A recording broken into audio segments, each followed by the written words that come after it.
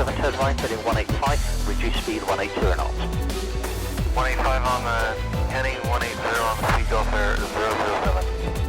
Speedbird 124, reduce speed 160 knots to 40 ME. Reduce 160 to 4, speed 124.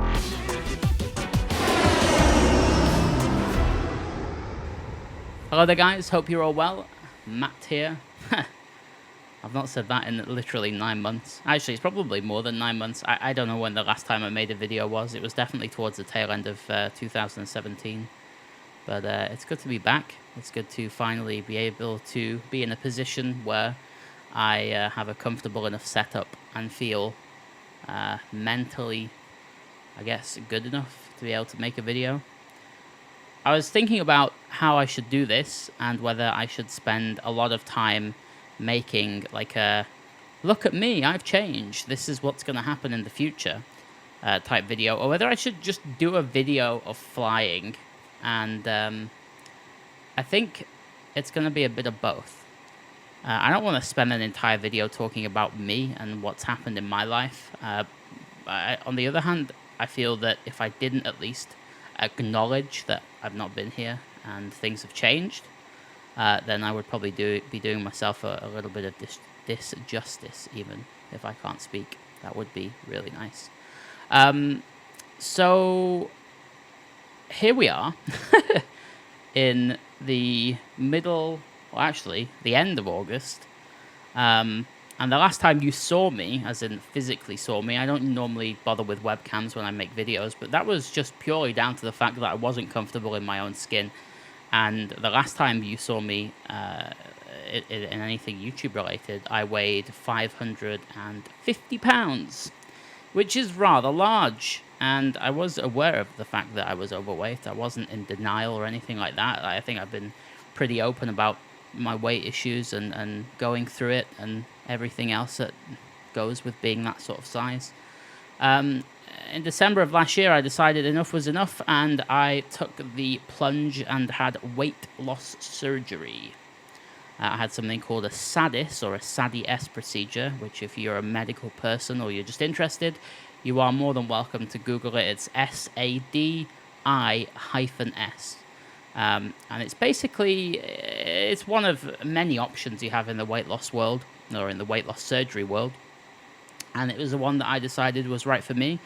And here we are now, 9 months out, lost just over 250 pounds, and my life has changed immeasurably, absolutely immeasurably. I've done traveling, I can run, I can walk, I can just do everything that I have basically missed out on even over the last 10-15 years of my life. I mean, I'm 27 now, but I left school and I was like 300 pounds, 350 pounds when I left school. It's crazy. I'm just about to go under the 300-pound mark, actually, which is weird because now I actually weigh less than I weighed when I was 16 years old. So that's interesting. So that's where I've been. I've been dealing with my life. I've been dealing with me. I've been focusing on my health and trying to get to a place where death wasn't around the corner. And one of the things that had to be sacrificed was YouTube, because it was driving me insane. And I'll tell you why. I have made no secret that over the past year or two, I've been trying to form a company which is now known as Meta Simulations. And we do things like Project Fly, which I'll show you in this video. We do things like PTA, which is not really anything we've developed, but we bought the rights from a Russian guy and then we sold it. That's a whole nother debate in itself. But one of the big things about owning a company is that you have to pay people. And for a long time, even with the 500,000 to 750,000 views I was getting a month, the revenue from that is substantial enough to be able to at least withhold a couple of people. But what happened was, towards the end of last year, YouTube decided that flight sim videos, I guess, they did with a lot of types of videos, but flight sim videos anyway, or more specifically my flight sim videos, because there were other YouTubers that didn't get hit by it, everything got demonetized. And so I had zero revenue stream from a platform that I was literally putting like, what, 60, 70, 80 hours a week into just getting a couple of videos out. Like this video right now, I mean, what time is it? It's 4:30 a.m. for me. I've been awake about an hour, and this will take probably the majority of the morning to record. Then by the time I've edited it and the color corrected it and all that crap that goes with it, and rendered it, exported it, uploaded it, you're talking at least tomorrow, maybe the day after, unless I find some like crazy method of work or the workflow that will make this quicker. But the point is that there was no money to be made, and honestly, a couple of years back, if they would have done that a couple of years back, I really wouldn't have cared. It was purely out of passion. But when you're trying to uphold a company and pay for people's time, it's, you know, something's got to give. You know, I'm not a miracle worker, so yeah, I kind of just ditched it, and I probably should have said something about it.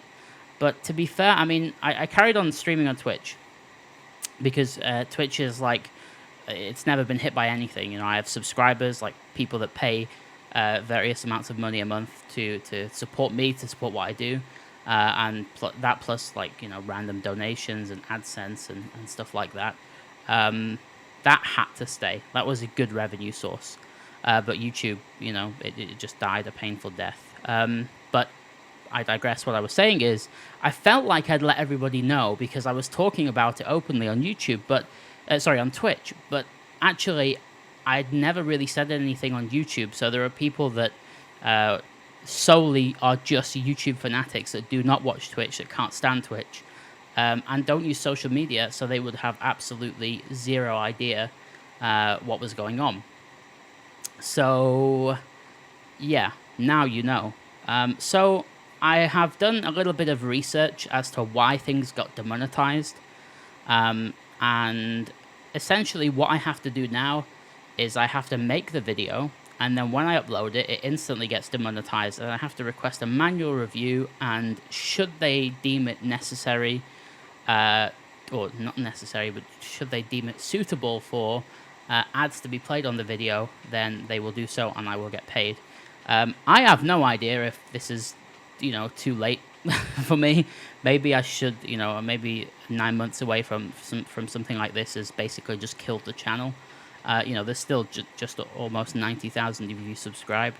I doubt there's going to be 90,000 people watching the video. But, I mean, how do you gauge the metrics of how many people are actively around? I mean, you can ask people to like, you can ask people to comment, but I don't know. I just feel it feels very artificial when you're like, oh, hey, guys, give me a thumbs up. Like, you know, you want to thumbs up a video, you do it because the person that's created the video deserves it, not because they're begging you for likes and comments in the comments the section below.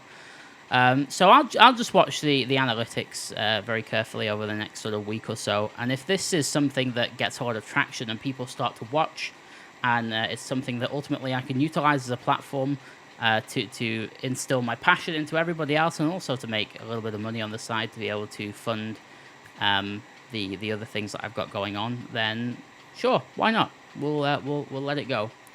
Or we'll let it go? No, I didn't mean that. We'll get on with it. We'll continue to make videos.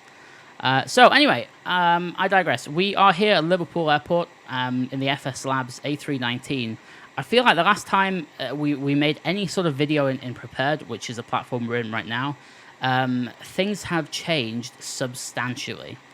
FSLabs were a thing when I last made a video. This wasn't. This is the A319. The A320 was, but they've made some really nice improvements to it. And of course, the meme of test.exe and you know, is probably going to be the #1 commented thing in the comment section. Here is what I will say about that whole FSLabs fiasco. I now know. At the time, I didn't know, and I took a very defensive stance on it because I was one of many people that had their back from day one. I did some interviews with the developers, and I showcased it on my stream. I showcased it on YouTube.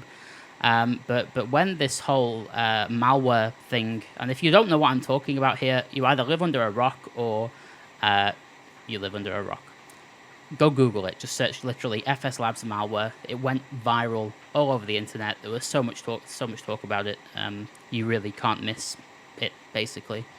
But when it came out, when the whole malware thing came out, I exclusively just said, right, screw you, enough's enough. I ain't using these products anymore, and I stopped using them. And I had that stance for about, I don't know, 3 or 4 months, until I ended up speaking to a couple of people that had either left FSLabs or were still in FSLabs, but just were kind of taking a step back a little bit. And I discovered that actually the perpetrator of the malware was with a guy called Left Terrace, which is the CEO of FSLabs. Beyond that, and one other guy, which I think is from Denmark or the Netherlands or something, none of the other developers had any clue, because what would happen is they would compile all of their code that they'd written, or the texture people had designed, or the modelers had designed, and then they would send all of that to like a repository or whatever they used, and then Left Terrace and this other guy is the person or the people that would compile the executable, adding the malware to it that then we would install. And I'm a firm believer that people that get screwed like that shouldn't ever be, punished. So Left Terrace and this other guy, what an idiot. You just screwed a really big company that was doing a lot of good things for flight sim. And you also took people that I consider friends with you as well, which is not okay. And so with that, I can't just, dismiss. What's the point in punishing them for something that they had no idea about? It's not fair.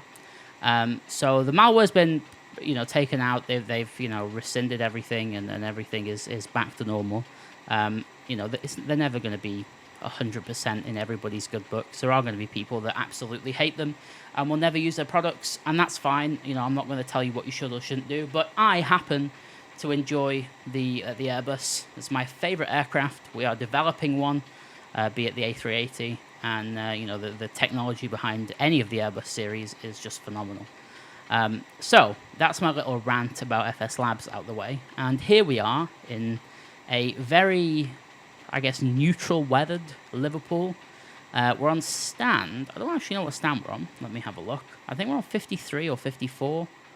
If I zoom in here, you'll see 50. Does that say what way? That says 15. 53. There we go. 53. It's over there. So we're on stand 53, and we are flying the 6 a.m. service out of here to Malaga.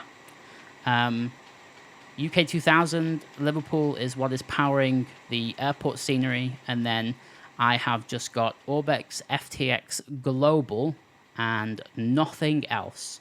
So not the England stuff or not Vector or anything like that. I do have the trees, and I have the autogen turned up quite high. You can see all the lighting. I built myself an absolute monster of a computer about 3 or 4 months back, and it's only going to get better. So you're seeing, my frames here are 60 FPS, and they are literally 60 FPS. If I went to Heathrow or something like that, I'd probably have to turn it down a little bit, but for now, flying between Liverpool and Malaga, there is going to be absolutely no issue with performance. The Malaga is by Aerosoft, and it's the Malaga Professional, which is basically Malaga X upgraded for Prepared version 4. Speaking of which, this is the platform we're on, Prepared version 4.3, with Active Sky powering the weather, and Active Sky Cloud Art powering the clouds. The actual sky textures is a combination of a few things, plus some stuff that I did myself, and of course the shader stuff is from PTA. I will leave all of the relevant things that you need if you want to replicate my settings in the description box below, so that you don't spend all the video going, how do you make it look like that? Blah, blah, blah. The repaint is from Tavers, John Tavendale, Textures by Tavers on Facebook if you want to look him up. His attention to detail is fantastic. This is Golf Echo Zulu, the paint with Napoli on the side. And things, there's a few reasons why I like John. One is he's a solid bloke, but a couple of the other reasons is with his work, the attention to detail is phenomenal. It would be really easy to miss something like this. This aircraft, this specific livery, is exactly like that, and the engines have the end of the word EasyJet missing on the on the or towards the back of it. I don't know why. I guess they just got lazy, or maybe. I mean, how do you even do that? I don't know why it's like that. It doesn't make any sense. Anyway, the ground stuff is GSX, and you may hear some different sounds for GSX that you probably aren't used to. They're on AvSim, and I think I've covered everything. So, 2018 is a way different flow of flying flights for me than 2017 and 2016. I still at the moment use PFPX, and I will show you that in just a minute. It's still how I always used it, relatively straightforward. You can just let it build your route, and that's that. But, excuse me, I feel like I've got something stuck in my throat. It's really annoying me. Actually, you know what? Where's my water? Here we go. New flow of how I fly these days. Let me introduce you, if you haven't seen it already, to the Project Fly desktop application. Here it is, right here. If you've used Project Fly before on the web, then this is going to look alien to you, and a lot of people use it. So I would imagine that most of you are familiar with it. Q8 Pilot, who's another YouTuber, did a video on how to use it. But this is what I now exclusively use for every single flight I do. And to be honest, okay, I made it, the team made it, as a combination of efforts from a bunch of people that all work together. But if I didn't make this, I would still use it, because the functionality that it has and is about to have in the not too distant future, as far as I can see anyway, there's nothing like it. So, for example, I'll show you a log. This is my logbook, and the last flight I did was on the 25th of August, so 3 days ago, and I did a long haul, and I went from Los Angeles to Gatwick in a Norwegian 787, which is the quality wings that finally got released for version 4, or P3D version 4. And you can see here, if we zoom right into LAX, you can see where we parked, Tom Bradley International Terminal, and then taxied out to 25 right. And you can see the update rate of this is, well, we take a position report once every 15 seconds. So you can see all of the turns, and you can see the climb gradient of the colors of the lines, and it goes purple because, we're steady in the cruise. It gives you all of the information you need below, so departure, arrival, aircraft, VATSIM network I was on, scheduled IFR. That was the scheduled time of departure, scheduled time of arrival, and all of the stuff that actually happened. We were very late, a couple of hours late actually. This is the graph of what we did, or what I did. So we actually got quite fast at one point. We were doing, what's the ground speed here? 618 knots across the ground at one point. That is a nice tailwind. And we landed at 8 minutes past 7 in the morning, minus 12 feet a minute. That was a bit of a greaser, although very slow, but whatever. So that is Project Fly, and this is what I use. Well, that's one component of Project Fly, and this is what we're going to use today. So what I'm going to do is, first of all, I'm going to go back into the Project Fly app, and I'm going to go to booking, and I'm going to create a new booking, and I'm going to search for Liverpool, and then I'm going to search for Malaga. And then on the left-hand side here, you will see all of the scheduled departures that are going from Liverpool to Malaga today. And so we have a easyJet at 500 Zulu, which is the one we're going to be flying. And then we have a Ryanair later on, and then a bunch of Ryanairs all day. So we're going to be taking this one, which is Easy 51 Mike November. It's going to take us, what's that, 2.5, almost 3 hours to get there. Liverpool, Malaga, it's a scheduled flight, IFR, and I need to add an aircraft. So I'm going to go to a new aircraft, and I'm going to type in A319, and I'm going to select this one, and then I'm going to type in EZY, which is that. The registration is on the back of the aircraft, so we can, well, it's actually GEZEZ. So GEZEZ, and its base is Liverpool, and I need to get a picture of it, so I will use ShareX to grab a picture, like so. This is like we should just implement something into the app to be able to just grab this for us, but never mind, for now we'll just use this method. So we'll save that. I'm really OCD about keeping my downloads folder clean even. And then we can add this picture, which I don't actually know. Where did I just save that to? I don't know. What did I just save that to? Save image. Desktop. I saved it to my desktop, so why is it not showing there? Blocked? What?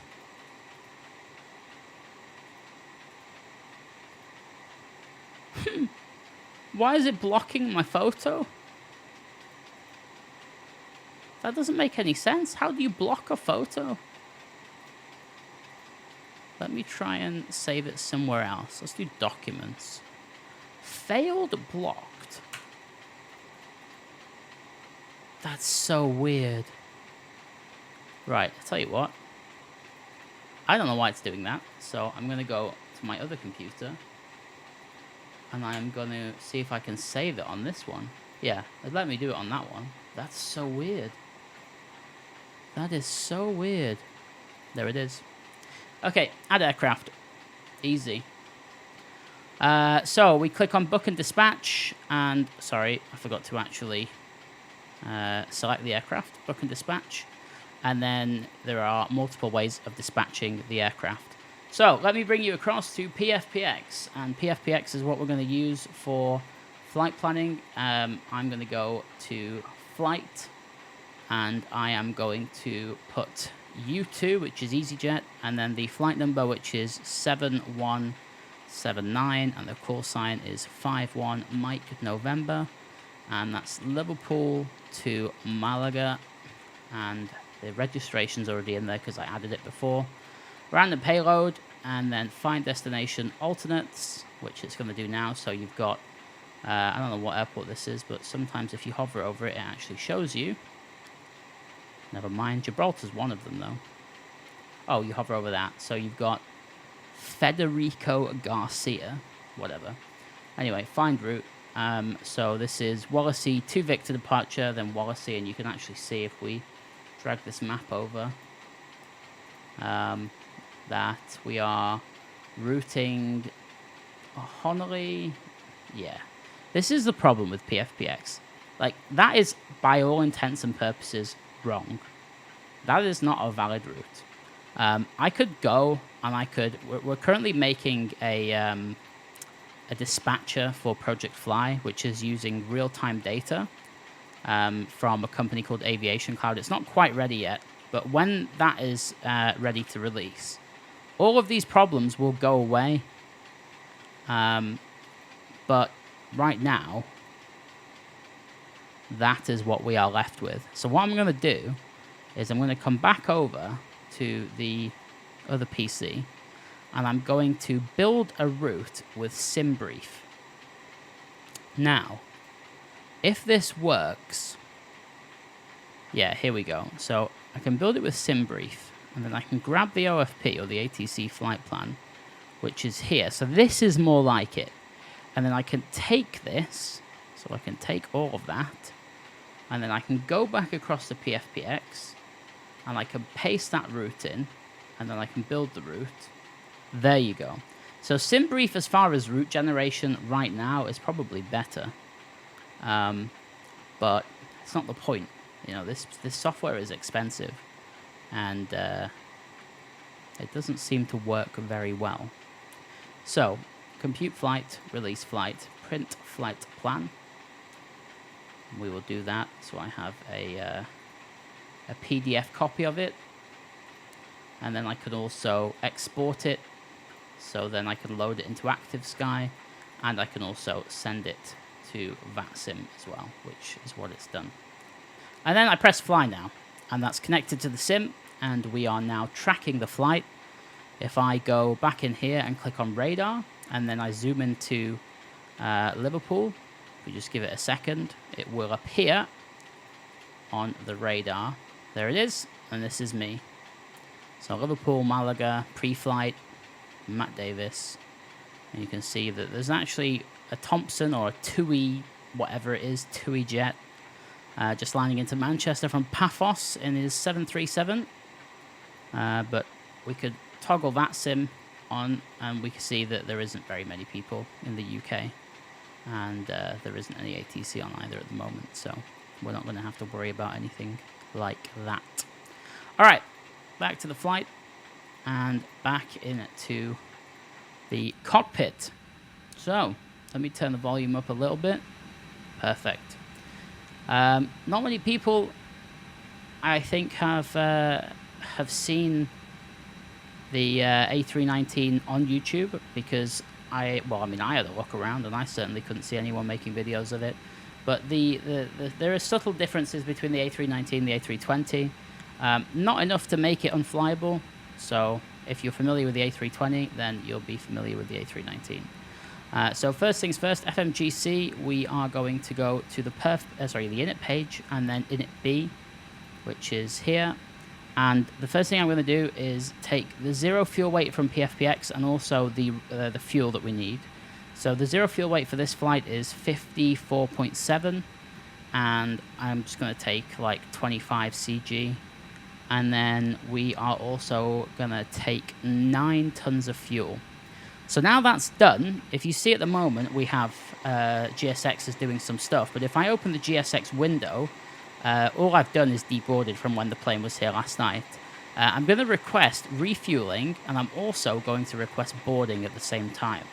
Now, if we look over this way, which is probably going to take me a while because I need to do some stuff with the chase plane to make it faster, but I haven't done that. This door is closed. Now, FSLabs in their latest update with GSX have made all of this automatic. So once I hit go with refueling and with boarding, I don't have to mess around with any doors or anything like that. I can literally just sit up front now, and I can program everything that needs to be programmed, and not bother about like any of the services out back, if you will. So the first thing I'm going to do is just clear all of this out the way, and I'm going to go to the overhead panel, and I am going to turn on the ADIRSs, all 3 of them. We're currently on external power, so we can just leave it as is. They also have it now so it's default tuned to 122.8, which I find quite funny. We're going to go to init, and then we are going to type in Liverpool and arrival Malaga, LEMG, and then hit that. And this, because I exported this route via PFPX, it knows what's going on, so we can just insert that. And the flight number, or it's not really a flight number, but the call sign is EZ51 Mike November. And cost index 20, and we're going to flight level, I think it's 370. Yeah, 370 initially, and then we'll go, actually, did we go higher? 370, 370, yeah, we go 390 over Pepet, which is a waypoint further down the road. Oh, the road in the sky, nice. So we can go to flight plan, and we can just check everything's there, which it is. And once the ADIRSs have aligned, which is 7 minutes, you can see it here, we're good to go. So here's the fueler. You can see he's pulled up, and he's connected the fuel into the pipes into the wing, and you can see now that the fuel is starting to fuel the aircraft. This is in gallons, but whatever. And if we go into the flight deck, you'll be able to see that the actual fuel here is increasing by 20 kilos at a time. It does take quite a while. It's not something that is instant. I am told that in real life it does take this long, so whatever, we go with it. So while it's doing that, we can come down and we can look at the performance page. So we're going to be using flat 1 out of here, and with this current CG, it's 0.5 up, and the flex is 40, and then we can select the speeds. So 127 is the V1, 127 rotate, 132 is V2. Quite light today. Again, zero fuel weight, 54 and a bit tons. Nothing crazy. And that will give us plenty of runway to get it all wrong. Weather here at the moment is, let's have a look. METAR for Liverpool, 150 degrees at 4 knots, and that's varying between 090 degrees and 190. All the 9s, 14 degrees, QNH 1016. And that is basically everything. So we just wait. There's no ATC on VATSIM at the moment, so there's literally nothing to do but wait for the fueler, which we can just watch him if you really want. And then once we're ready to go and everything's done, then we'll get out of here. While the refueling's going on, there's a couple of things that you can actually do in the MCDU. You click on ATSU, and then AOC menu, weather request. If you didn't have something like Active Sky, you can send a weather request for the METAR at wherever you're at. So I just send one for Liverpool, and then in a minute we'll get a ding ding. And actually it might come up on here. Yeah, company message, there you go. There's no ding associated with it, it's a 777. So you go back to AOC menu, then received messages, and then you can see here's the METAR for Liverpool. So 28, sorry, 0320 Zulu, and that's basically what I just told you. That's the METAR for here. There's other things you can do. So if you go here, actually, is it here? Yeah, and then ATIS. If Liverpool had ATC or Malaga had ATC on VATSIM, as long as you set this to VATSIM or IVAO, or eventually POSCON will be there in the list, hype, you can see the ATIS for the specific airfields, which is really nice. Okay, so the ADRSs have aligned. You can see here now, if you look on the ND, you can see the departure. If I just change the range, that's the Wrexham departure. That's from 09, so it's basically just a right turn, direct Wrexham. What we can do now is we can turn on the flight directors. To turn both of these on at the same time, just right-click instead of left-clicking to get individual ones. Constraints I always put on this side, and then airports on that side. Again, this is completely your choice what you do. The initial climb out of here is 4,000 feet, so that's that. And if we... it's almost done fueling, actually. So let's go outside, and let's see what happens when it's done fueling. You can see the pipes get disconnected and stuff, and it'll drive off. There you go, 1688 gallons. And you see he's off over to it now. Pulls the pipes out. I went to Flight Sim Expo this summer in Las Vegas, and met a bunch of people. Fantastic event. But one of the exhibitors there was FS Dream Team, and they announced GSX Level 2, which does a bunch of stuff. But one of the things it does is give you passengers.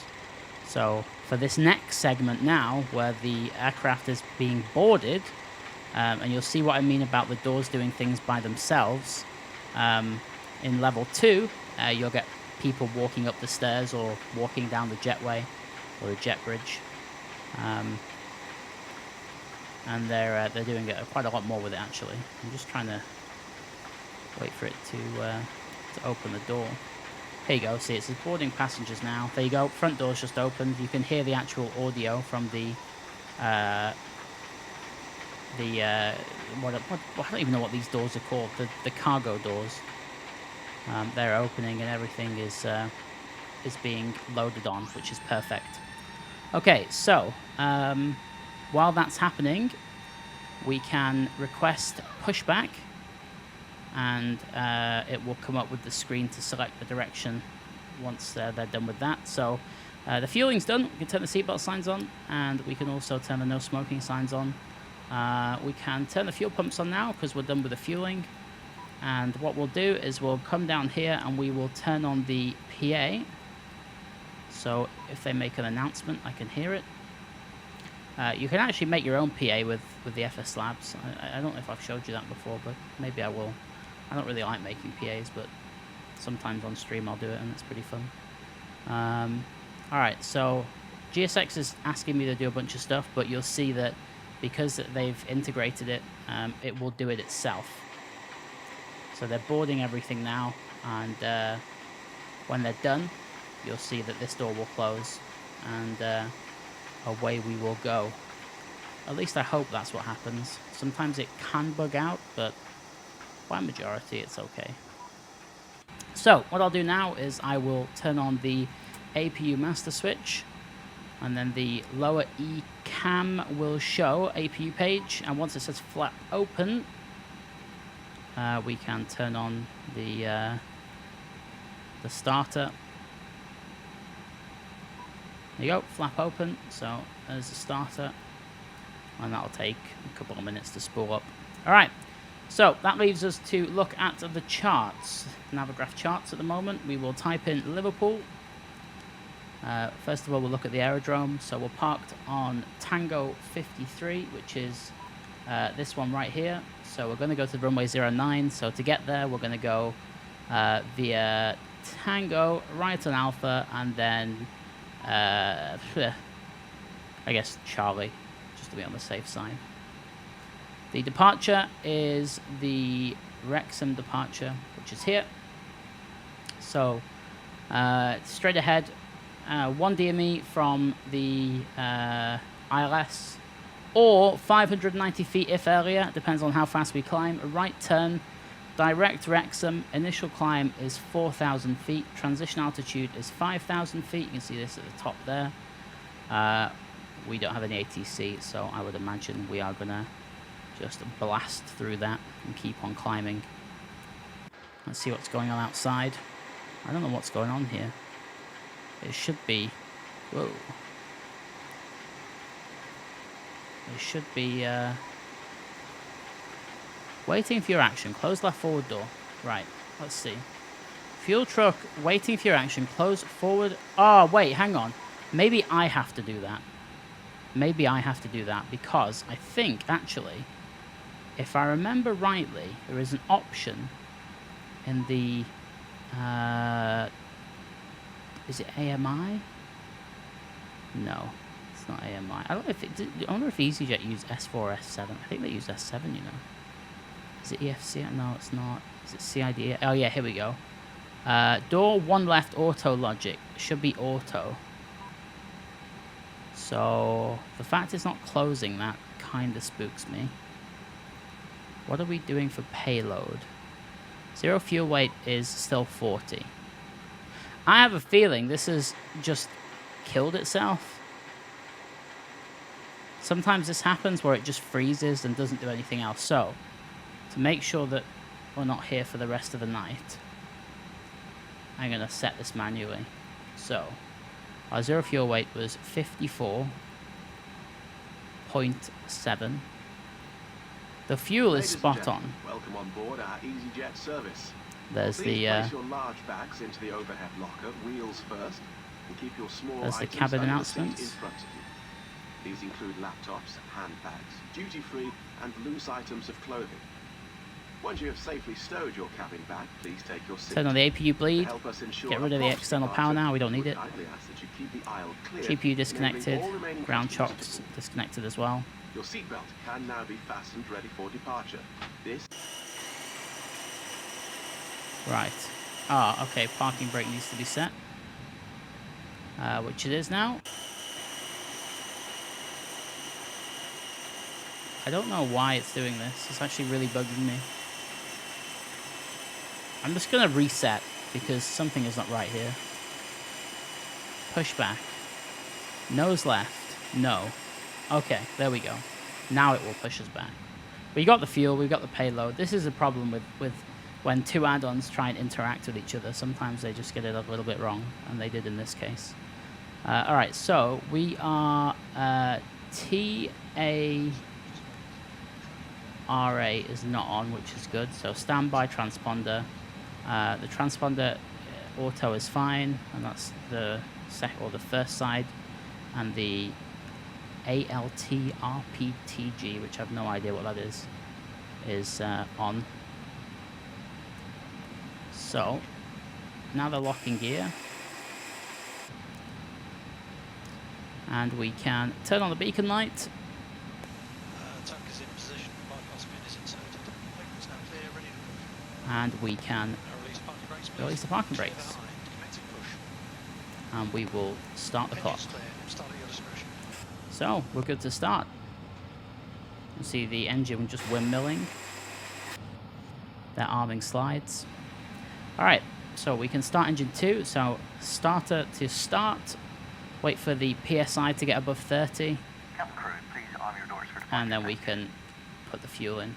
Or put the, not the fuel in, put the master switch, or the start switch to master. Or wait, the engine master to switch to on. Too many aircraft. Ladies and gentlemen, boys and girls, good morning and welcome to your EasyJet flight operated by EasyJet Europe. A special welcome to our EasyJet Plus cardholders.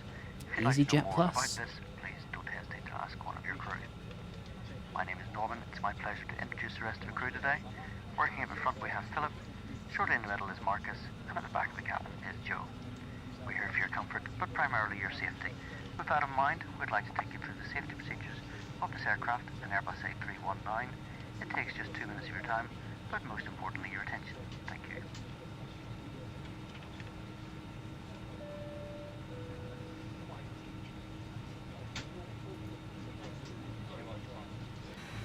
Now, Ladies and gentlemen, you hear we that ask there? for your attention I can while mute that now if I don't want to hear it. Start engine 1, and then if we go into the back, showing the you exit can hear it routes, again. oxygen masks, life jackets, and brace position that you must adopt if you hear brace, brace. There are 2 emergency exits at the rear, or in the middle, Parking brake set. and 2 at the front of the cabin. Floor lighting will guide you to an exit. Please be aware that your nearest exit may be behind you. It's engine 1 coming online. And 1's up. EGT. And then 2, and everything else.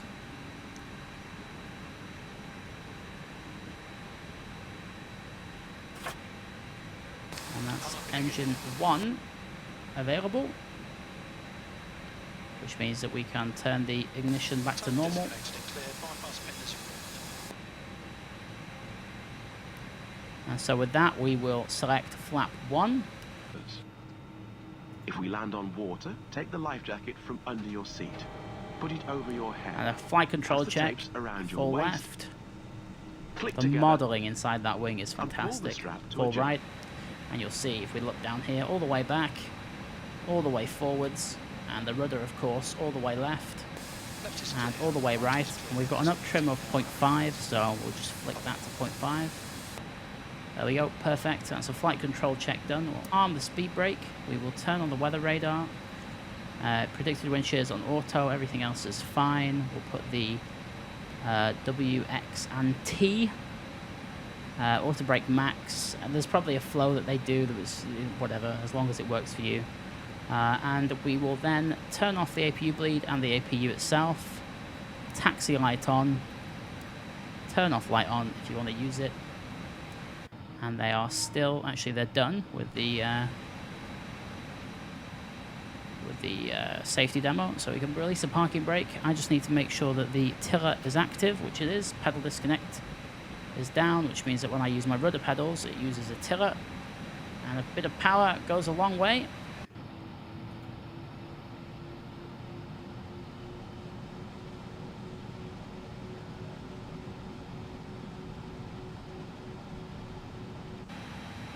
And because they have proper friction, give it a little bit of power.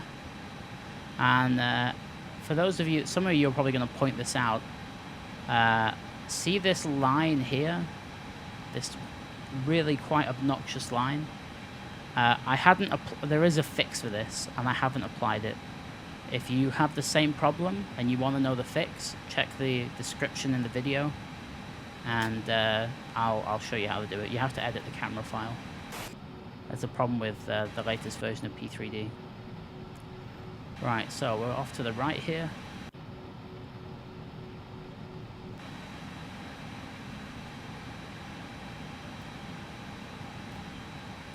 Now you can see everything is blue apart from the takeoff config, so we'll push and hold that. And there we go, takeoff no blue. So, let me show you about I don't know if I've ever showed you this, but you can make your own PAs now. This button here, the PA button, if you press and hold it, and then as you do that, speak, then when you let go, there's a little bit of a delay, but then if you go into the back, you can hear it. So, as we get closer to the runway, the pilots will always say, like, cabin crew, seats for takeoff, or seats for departure, or something. So, we'll do that. I don't know how loud it's going to be, but if it's really loud, I'm sorry. Cabin crew, seats for takeoff.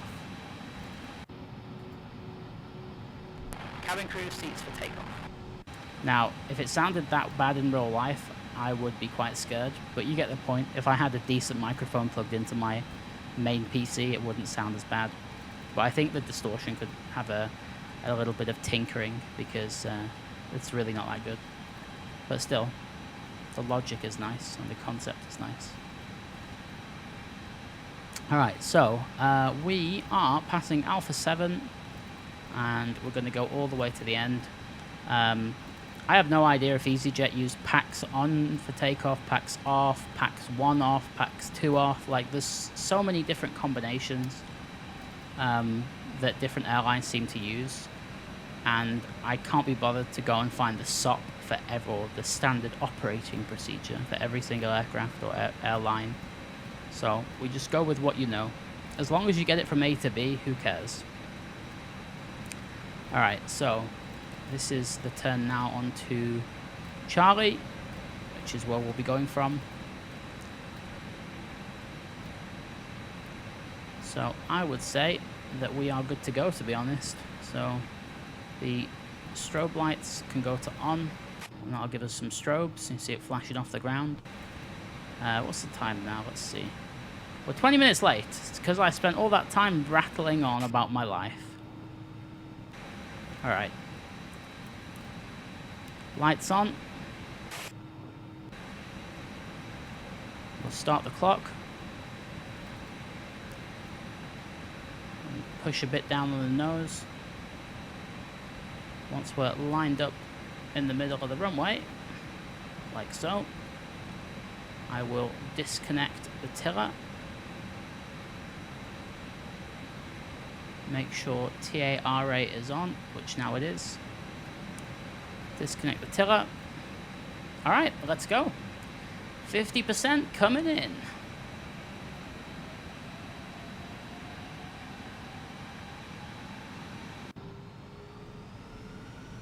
There's spool. Man flex. And that's 40. SRS runway auto thrust blue. They've really reworked the sounds in this, and it sounds fantastic. Alright, so just going through 80 knots towards 100, we'll rest the stick into the middle. V1. There's V1, and rotate.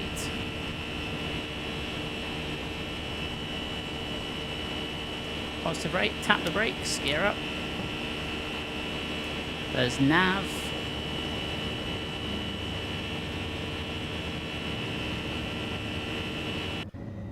Look at the condensation going over the wing. That looks really nice. There's 1,000 feet. I'm going to clutch it to climb. There's climb power. I'm going to start the right-hand turn.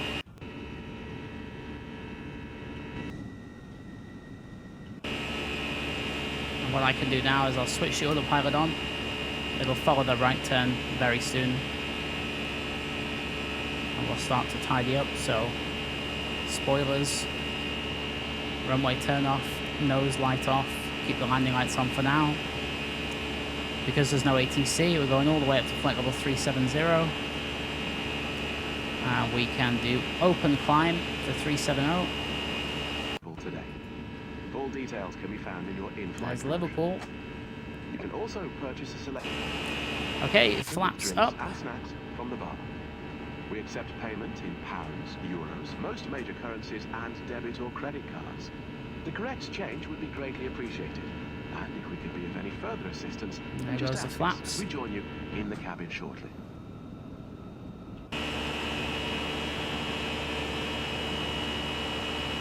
And we're going up to a flight level, so set the pressure to standard. Once, twice, and 3 times.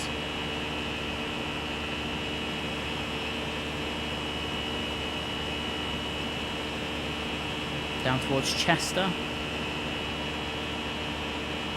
See the effects taking effect on the nose as we go through the cloud layer.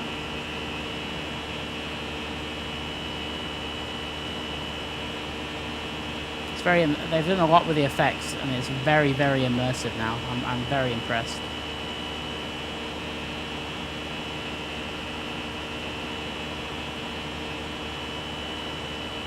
All right, I'm just gonna turn the lights off now. We don't need them. And there we are through the clouds.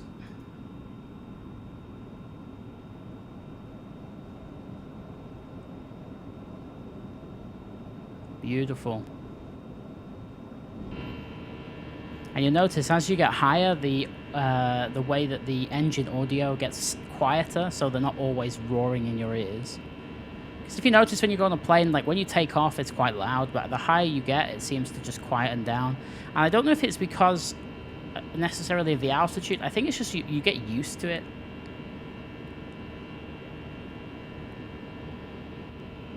What a beautiful morning.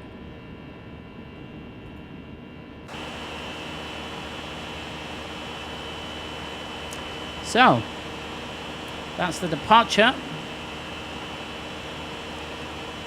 I clock this to be about an hour so far. So maybe it's worth... do I split it into two? I don't know. Maybe the arrival should be part 2. Because honestly, hour-long videos for YouTube are not the best idea. So if you see this in 2 parts, then cool. And if not, then no, you will. I'm going to do it in 2 parts. It's probably for the best. Because trying to render like a 2+ hour video is not fun. So, it feels weird to be back, but it feels good to be back. As I said, if you like this and this is something you would like to remain, then please let me know. I don't care how you do it. Comments, just tweet me or Facebook me or whatever. And we'll see how it goes. We'll see how it goes. But I'm definitely feeling better. I think I look better. We'll see how many people pull the, oh my god, you're still fat. Bring it on. I mean, there's not many people that can get to 550 pounds, lose basically half their weight, and then live to tell the tale. Like, for once in my life, I actually am remotely proud of myself. So, there we go. Right, yeah, we'll make this 2 parts. So, the second part will be the cruise, and then a little bit of commentary as we get down towards Spain.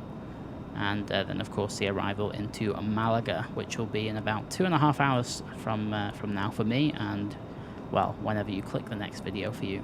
So, thanks for watching. Appreciate it, as always.